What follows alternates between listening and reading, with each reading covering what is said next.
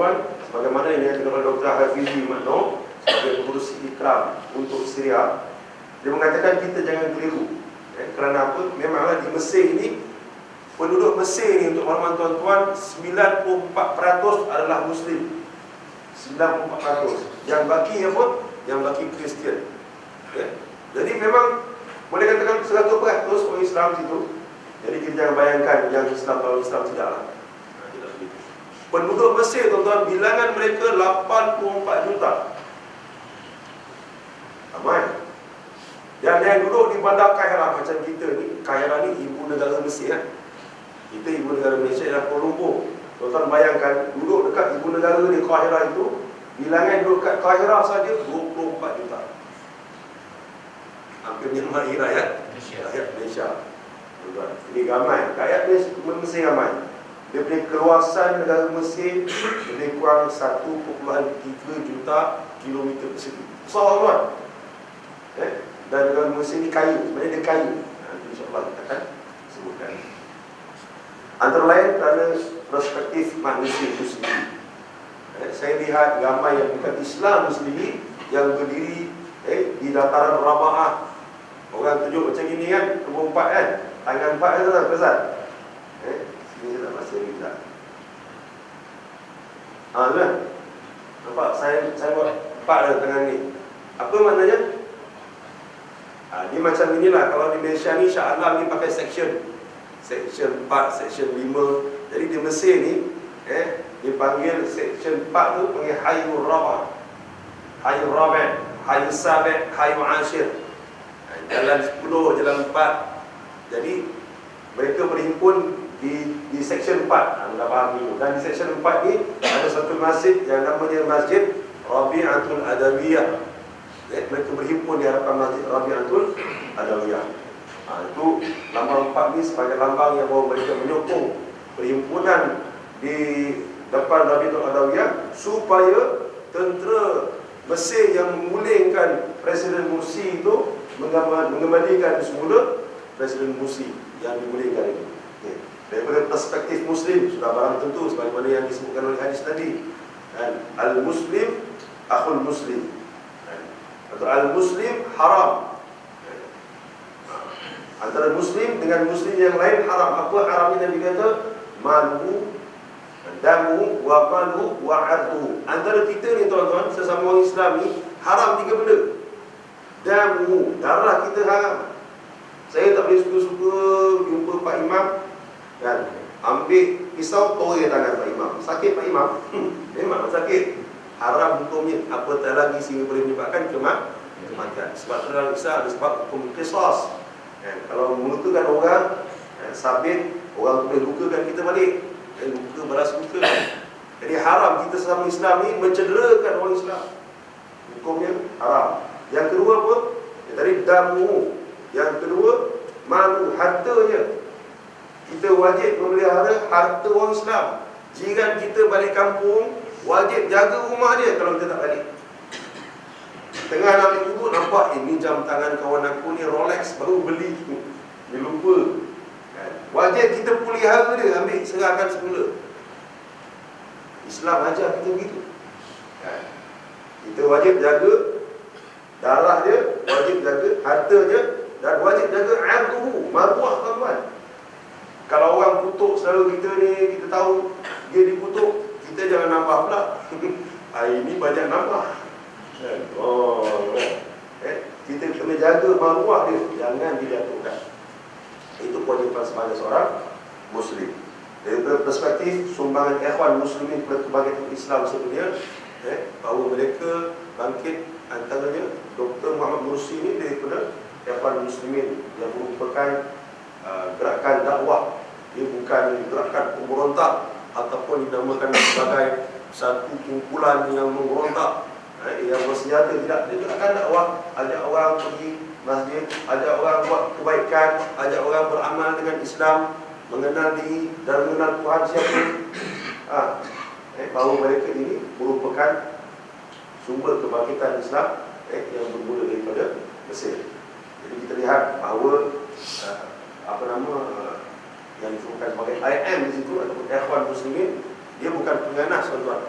sebagaimana yang didakwa di setengah-setengah pihak yang menunjukkan orang ramai dan masyarakat dunia tentang siapakah dia IM ataupun Ikhwan Muslimin. Kita lihat sedikit tentang kronologi peristiwa di Mesir. Hosni Mubarak yang telah digulingkan oleh rakyat pada tahun 2012. Beliau telah memerintah Mesir lebih kurang 30 tahun bermula 81. Beliau dilantik menggantikan Anwar Sadat dan mewarisi jawatan presiden dari Jamal Abdel Nasir, yang mana semuanya merupakan diktator yang tidak dilantik oleh rakyat tapi oleh pemimpin tentera. Ketika saya di sana, tuan-tuan, bila pergi kuliah, balik kuliah, tanya juga orang bawa taksi, tanya orang bawa bas, berbual dengan orang tepi jalan kan? Sebab masa tu dah mula hangat, bulan 5 dah mula hangat. Mereka tengah mula mengajak masyarakat di negara Mesir ni untuk berhimpun. Berhimpun di mana? Di Maidan Tahrir. Maidan Tahrir ni ataupun dipanggil Dataran Tahrir berada di tengah-tengah bandar Qahirah. Mereka mengajak supaya berhimpun di sana, minta supaya Mursi letak jawatan. Saya tanya dengan mereka, apa hal ni? Kenapa minta dia letak jawatan? Kan? Bukankah awak tahu yang ini orang baik? Dia tahu, tuan-tuan. Yang bawa taksi yang kita tanya ni, dia memang mengakui bahawa Mursi ni, Dr. Muhammad Mursi ni, dia bukan melatar belakangkan orang agama. Ini bukan Syekh Azhar ke tidak. Dia adalah seorang engineer. Dr. Muhammad Mursi ni, tapi dia hafiz Quran. Isteri juga hafiz, anak-anak juga hafiz Quran. Mereka tahu bahawa Dr. Muhammad Mursi ni baik orangnya, hafaz Quran. Tapi kenapa kau tak suka dia? Apa jawab mereka? Dia tidak tegas macam presiden-presiden yang lalu. Yang pelik kan? Dapat orang baik pun dia rasa tak tegas. Lepas tu saya tanya mereka, habis nak ke Husni Mubarak tu naik balik? Jangan dia. Maknanya dia pun tidak mahu Husni Mubarak menjadi presiden semula. Pasal dia tahu rasa tekanan ketika zaman Husni Mubarak. Kalau mereka ni ketika dia minta hormat. Baik.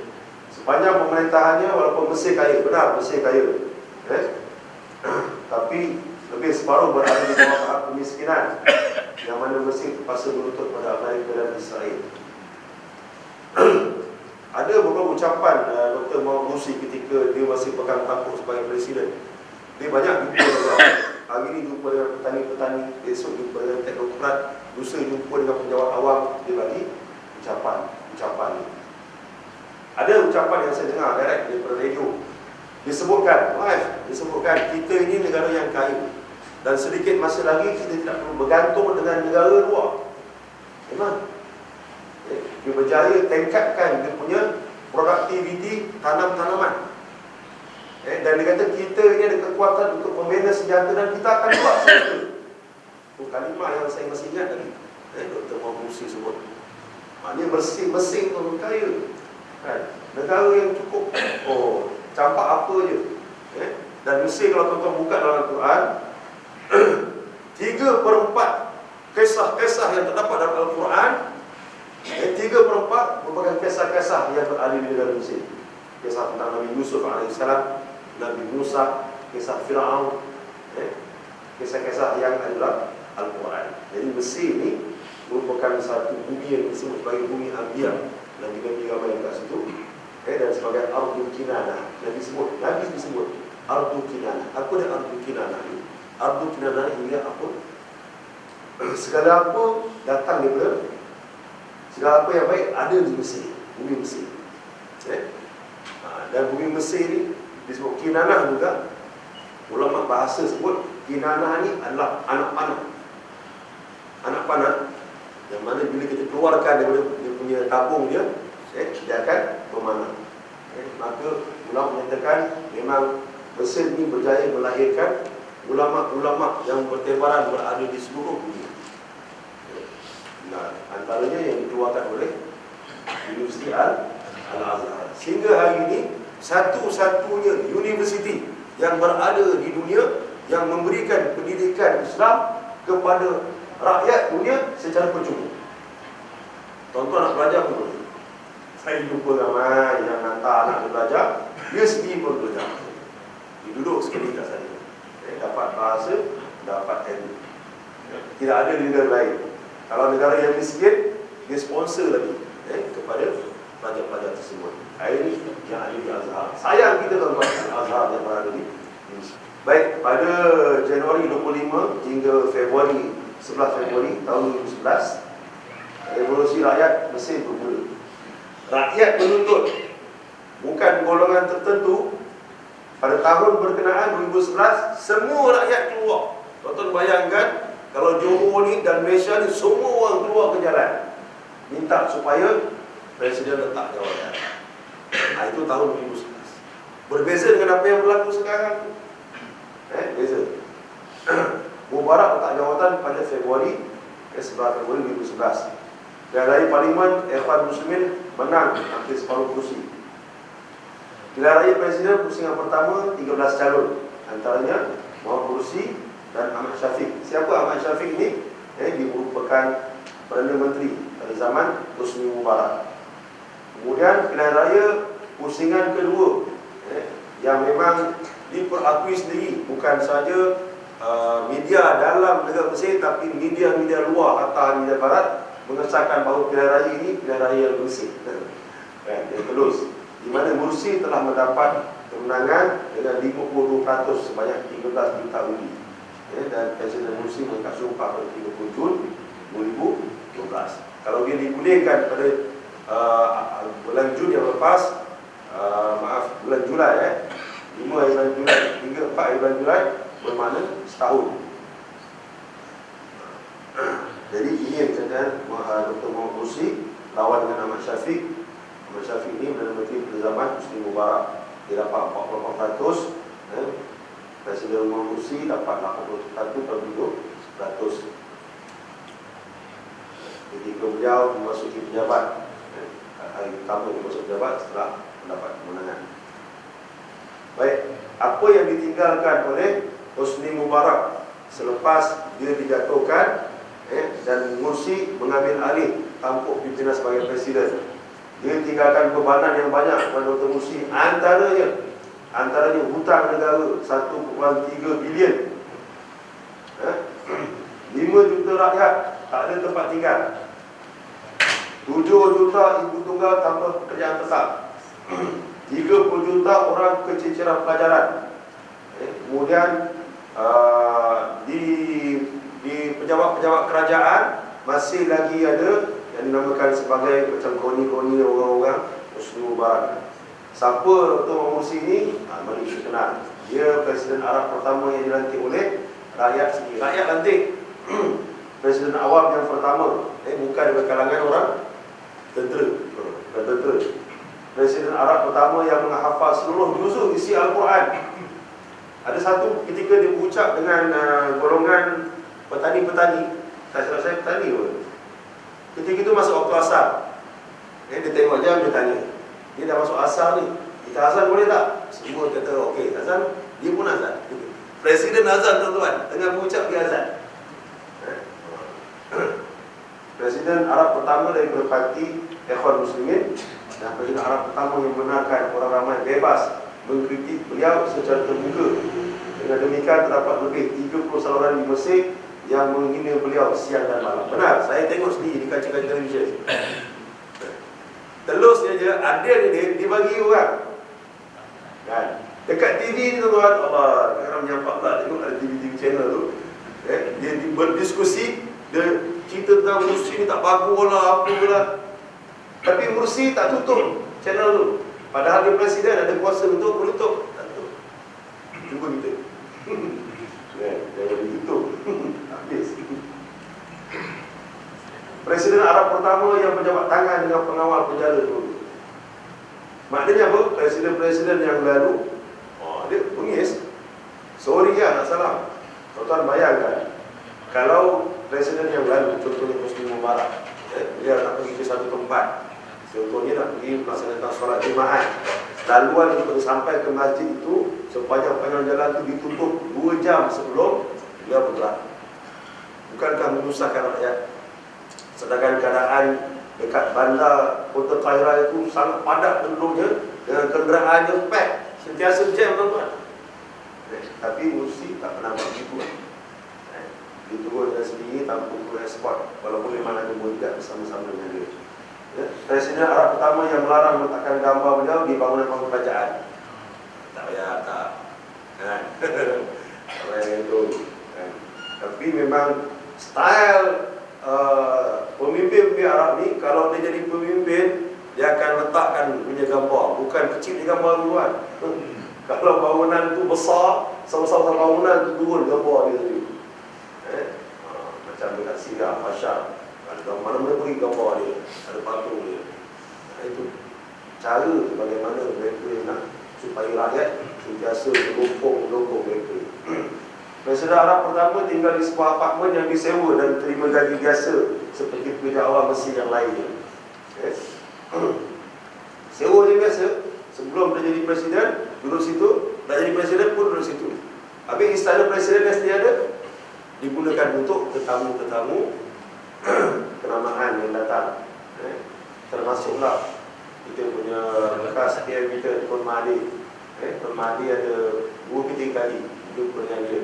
Ketika saya dekat sana pun, Tuan Mahathir pun datang. Tuan Mahathir ni diminta untuk memberikan beberapa idea tentang pembangunan ekonomi. Kita tahu lah dunia idea kan. Dan Presiden Arab pertama yang bawa keluarga keluar bercuti pada hari cuti atas pos tanggungan sendiri. Pakai duit sendiri, bukan duit kerajaan juga. Kita lihat pencapaian setahun yang Musi telah lakukan, walaupun hanya setahun. Apa yang beliau telah lakukan dalam keadaan dia ditinggalkan dengan macam-macam bebanan, iaitu keadilan sosial. Dia beri, siapa nak kritik ke macam tadi lah, siapa nak datang jumpa dia open. Kemudian transisi demokrasi, zaman dia zaman memulakan era demokrasi. Sebelum ni Mesir tak mengamalkan demokrasi. Semua lantikan secara apa? Secara pilihan. Oleh siapa? Oleh tentera. Tentera yang pilih, okey, kau jadi presiden, kau jadi Perdana Menteri. Bukan terbuka. Kemudian dasar luar negara dia yang begitu tegas. Contohnya sebagaimana yang dilakukan terhadap Allahumma salli ala Syria. Dia minta supaya kedutaan Mesir yang berada di Syria tutup dan balik. Dia putuskan hubungan. Kerana apa? Apa yang berlaku di Syria kita belum tahu kan. Dari segi keselamatan dan penghapusan jenayah, di sini ada fakta dia. Dia telah berjaya menyelesaikan 358 kes penculikan. Terdapat 472 kes penculikan. Zaman dia berjaya settlekan 328. Dia berjaya menyelesaikan masalah tentang petrol. Dan berjaya menangkap 342 penjenayah tegar daripada 2000. Berjaya menyelesaikan beberapa kes berkaitan dengan dadah. Dekat sepadan-sepadan banyak kes-kes dadah, penyelundupan dadah. Juga berjaya menyelesaikan 1 million LPG yang silinder apa namanya? Tong gas. Tong gas menghilang pula. Banyak tu sebenarnya bukan hilang, sabotaj. Dan sabotaj. Kerana masih lagi menteri-menteri, orang-orang lama yang duduk dekat pos-pos yang penting-penting, seperti toki-toki minyak, masih lagi berada di kalangan orang-orang dipanggil golongan Muslim Mubarak. Sebab itu masa saya dekat sana tuan-tuan, nak isi minyak kat kereta kena bergantung. Berapa jauh? Ada yang 1 kilometer, ada yang 2 kilometer. Hari-hari nak isi minyak macam itu. Itu taktik supaya apa? Rakyat terus memberontak. Apa ni Mursi jadi presiden? Dia sengaja. Dia sengaja buat macam itu supaya apa? Rakyat nampak bahawa Mursi tak bagus.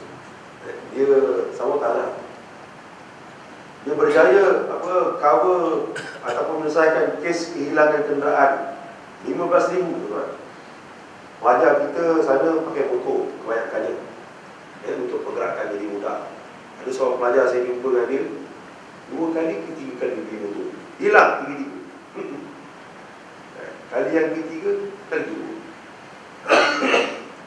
dia rantai semua. Tayar depan dia rantai.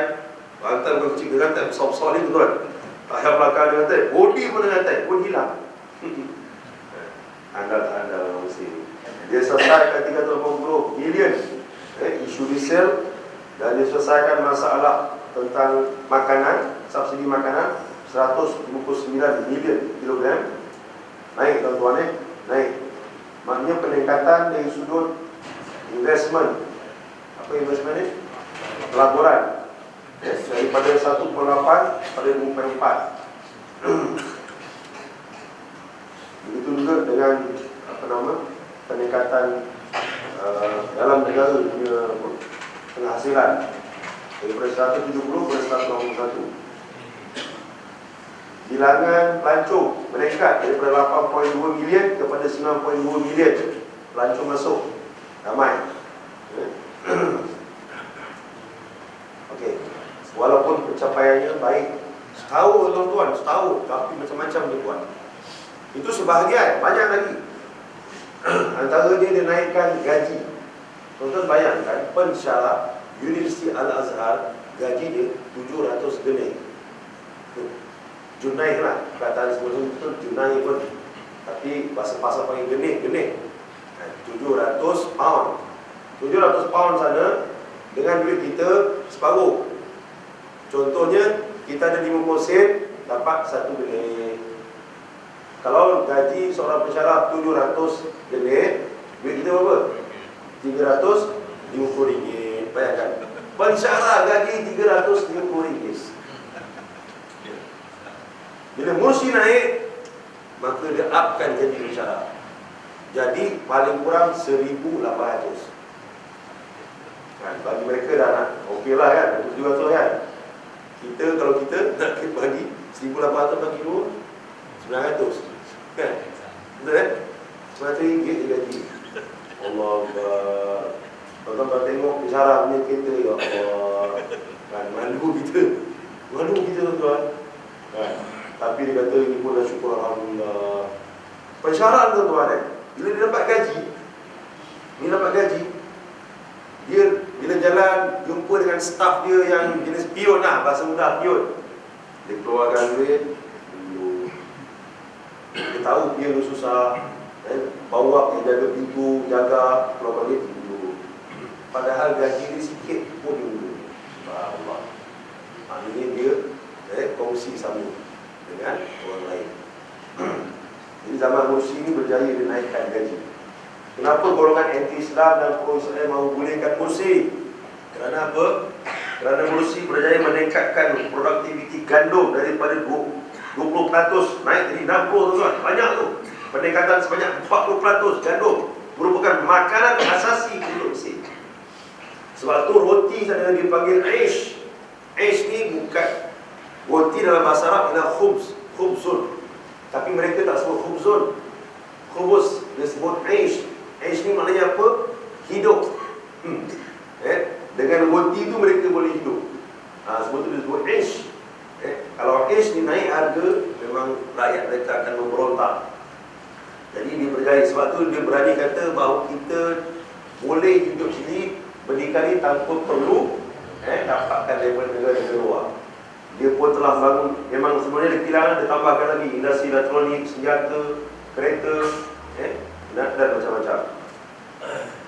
Jadi negara lain takut ni. Negara lain takut. Sebab bila Mesir naik, tuan-tuan, dia merupakan nadi pada negara-negara Arab yang lain. Mesir. Mesir ni, orang Mesir ni, dia berada di mana-mana negara di dunia. Macam China lah. Kan? Ada kat Malaysia, ada kat Thailand, ada kat Amerika, ada kat India. India pun ada. Kan? Begitu orang Mesir. Orang Mesir ni kat mana-mana pun dia ada. Memberi kebebasan kepada media sehingga pada satu tahap mereka tanpa segan silu mencaci hampir setiap hari. Memang saya perhati diri dalam diri. Allah berbuat macam tu.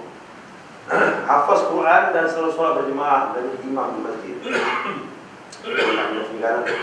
Tidak mahu tinggal di istana dan tolak untuk dilindungi oleh para pengawal pribadi. Kadang-kadang kalau ada acara yang terpaksa diberi oleh pengawal, dia terima.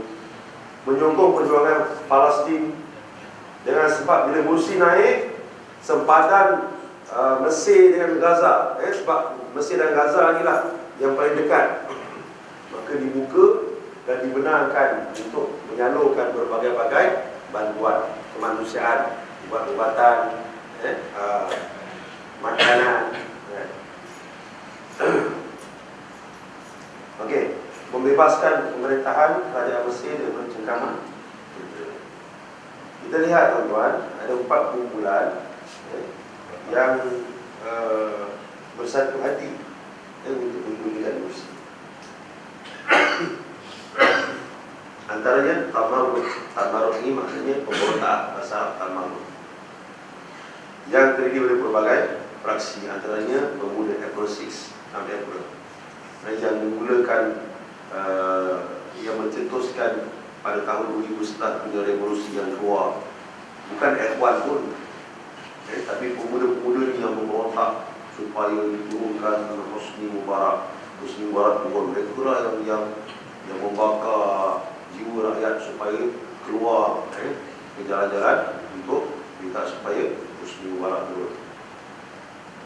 Orang Mesir yang besar di luar Mesir kemudian balik bawa semangat liberal demokrasi untuk luar Mesir, dan juga terdiri daripada beberapa pemuda yang bekas Ikhwan, yang tidak Ikhwan sebenarnya, dan kebanyakan mereka adalah sekular. Jadi ini golongan-golongan, panggil golongan yang pertama. Golongan yang kedua, golongan elit, kebanyakan mereka adalah sekular dan liberal. Golongan yang ketiga adalah birokrat, jadi pegawai kerajaan yang berada di sektor-sektor kerajaan. Sejak zaman dulu lagi mereka diperlukan berjawatan tinggi dan berada di jawatan-jawatan yang strategik, termasuk di kedutaan-kedutaan. Dan yang keempat, mereka yang terdiri daripada golongan uniform, iaitu tentera, polis dan kehakiman.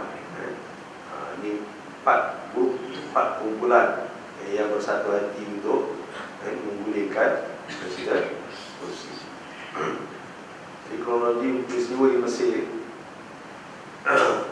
berbagai usaha dibuat oleh Pro Mubarak bagi menukarkan Presiden Mursi menjalankan tugasnya, menimbulkan ketegangan dan kacau bilau. Hakim-hakim mahkamah yang dilantik oleh Mubarak masih berkuasa dan mendapat beberapa keputusan anti-revolusi. Untuk menghalang usaha kembalinya Saki-Maki rejim Mubarak, Mursi telah keluarkan satu perintah bahawa segala keputusan yang dibuat olehnya tidak boleh dicabar di mahkamah. Perintah ini sementara sehingga perlembagaan baru dibuat. Di pelbagai usaha menggulingkan Mursi melalui demonstrasi jalanan Januari hingga Jun, maknanya daripada awal tahun Februari. Kemudian krisis petrol, begitu juga kami hadapi blackout setiap hari. Setiap hari blackout. Tengah-tengah sembang, blackout 1 jam. Lepas jalan di blackout, jalan lepas di blackout pula 1 jam. Begitulah hari-hari. Memang sengaja dibuat. Bila kita dekat kedai sedang nak beli barang, tiba-tiba blackout, kita tanyalah kenapa ni. Dia kata, ni musimnya pasal. Dah nampak tak provokasi yang mereka buat. Bila kita tanya tu kenapa blackout tu, ni musimnya pasal. Yang provokasi yang mereka buat. Proses besar-besaran dikatakan sehingga berbelas juta, tapi pakar telah merasakan paling ramai 1 hingga 2 juta yang berada di dataran, dipanggil dataran Tahrir.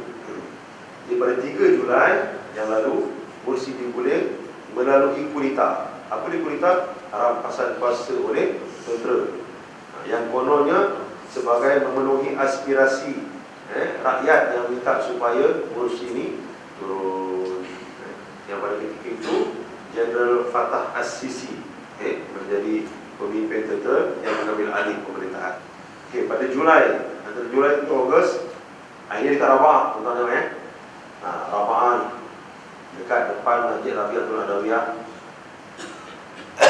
Bulan Ramadan tuan-tuan, panas kan? Sana musim panas. Sekarang ni dah nak turun musim panas. Kamu kalau bulan Mei, bulan Jun, bulan Julai panas tuan. Kadang-kadang jejak 39 darjah Celsius. Tapi mereka sahabat duduk dekat dataran Rabah ni. Duduk secara aman. Bukan duduk saja je, dengar ceramah, lepas tu ada majlis zikir, kemudian ada pertandingan Al-Quran. Begitulah sentiasa berlaku sepanjang hari. buka puasa, ada seorang Allah cerita kat saya tu, tamat sebiji ni kongsi 10 orang buka puasa. Yang kaya sikit bawa lembu dari kampung, sebelah situ makan ramai-ramai. Mereka bawa apa saja berkorban untuk kongsi ramai. Kemudian waktu panas tu, kalau kita dekat sini, dekat Padang-Padang, kita ada tong untuk simba apa? Racun. Digunakan tong tu untuk simba air, supaya panas tu jadi makin kurang, simba air kan, macam air banjir kan.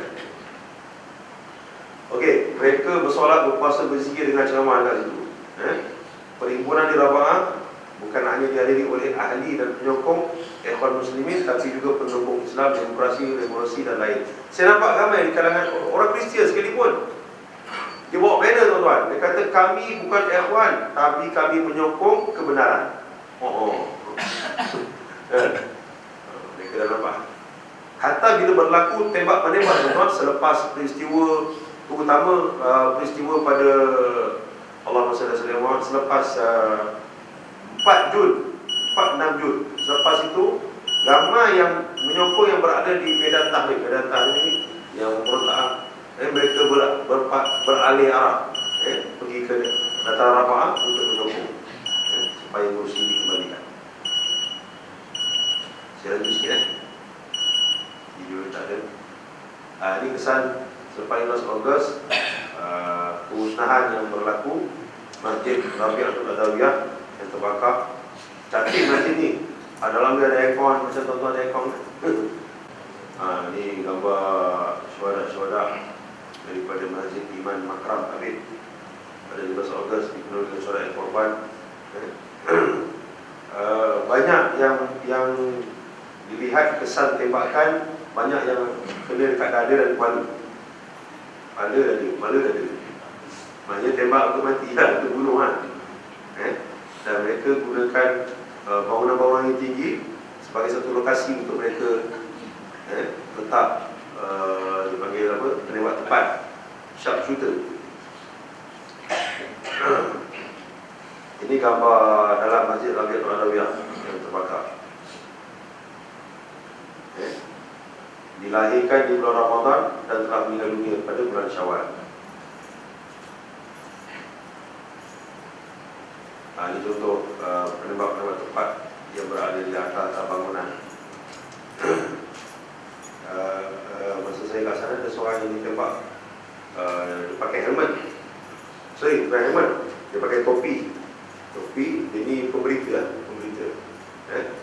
Memang berbekas lah kepala dunia topi tu, kesan tembakan.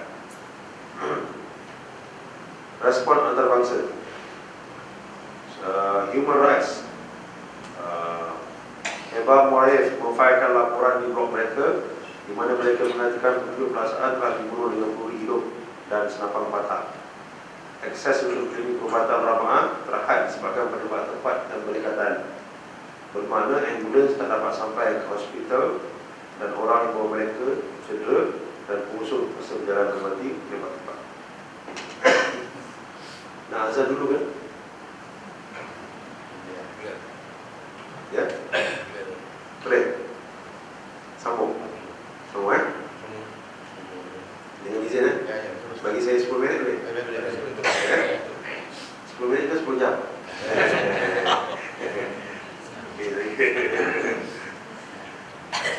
Okey, siapa Dr. Mazli? Dia penganalisis politik daripada UIA.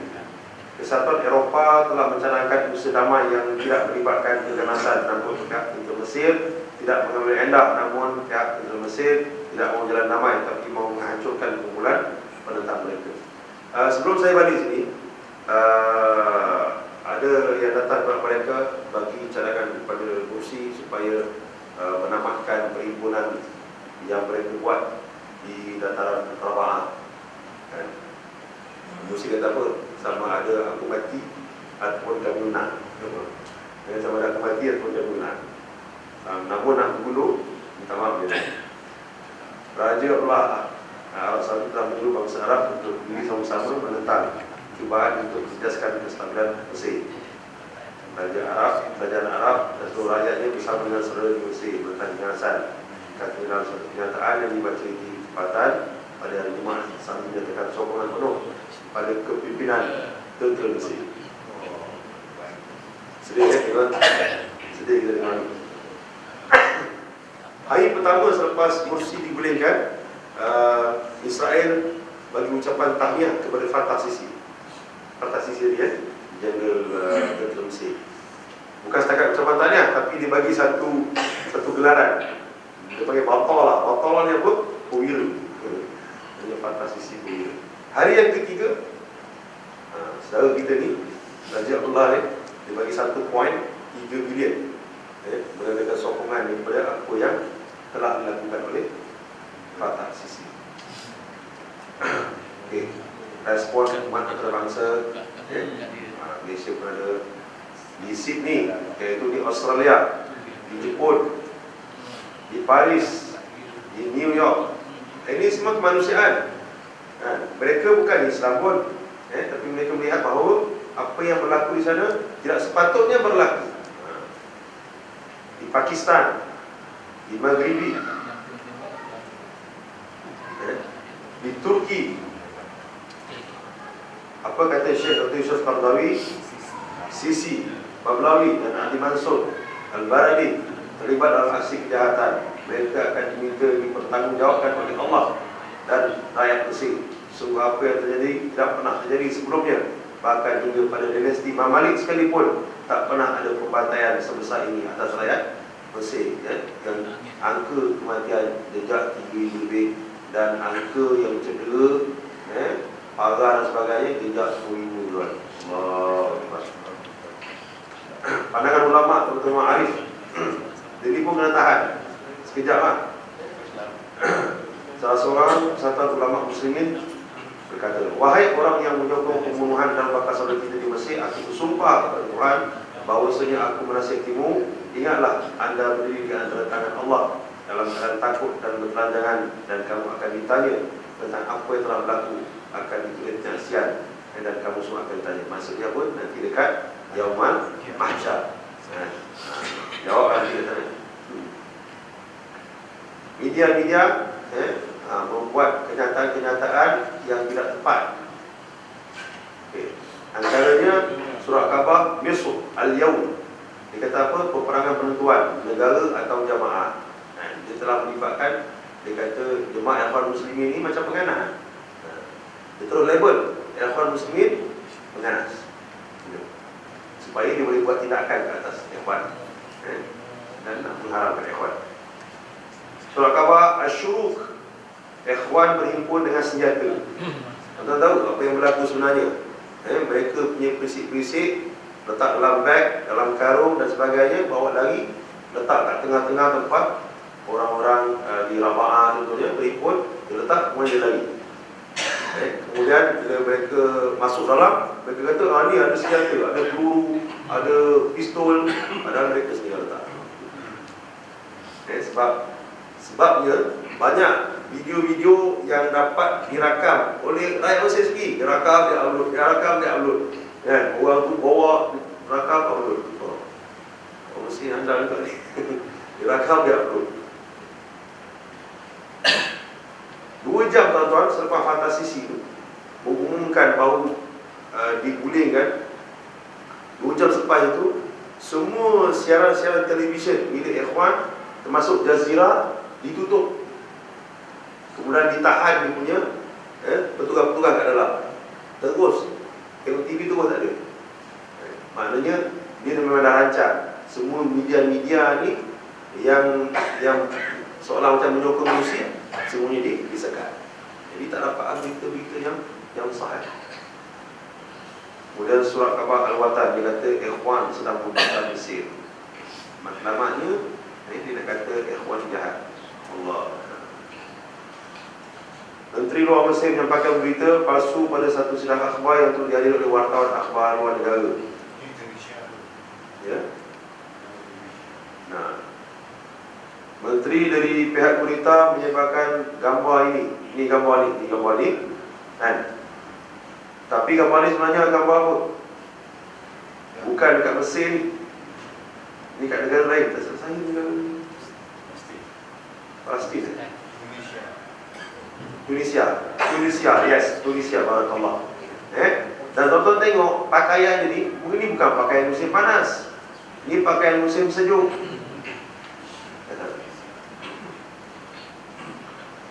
Okey, lebih 2,500 rakyat pro demokrasi terbunuh, lebih 3,000 ditangkap, 10,000 cedera, 200 orang wartawan terbunuh. Husni Mubarak.